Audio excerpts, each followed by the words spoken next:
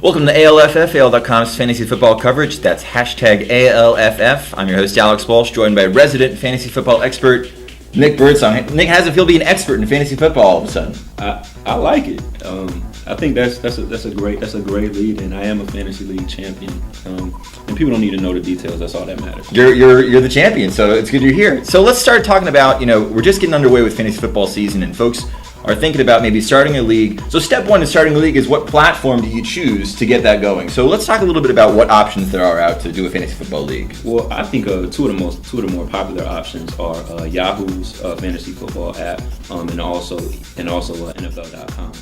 Last year I used Yahoo's. It was a pretty basic user experience. Sure.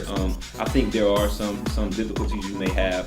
The app is kind of the most functional way to use it, but when you're trying to make trades, right, and use the waiver wire, you may want to be on a desktop. So I did see some difficulty with that, but I think NFL.com is integrated with devices like the Xbox One, so there's a little bit more interactivity going on there.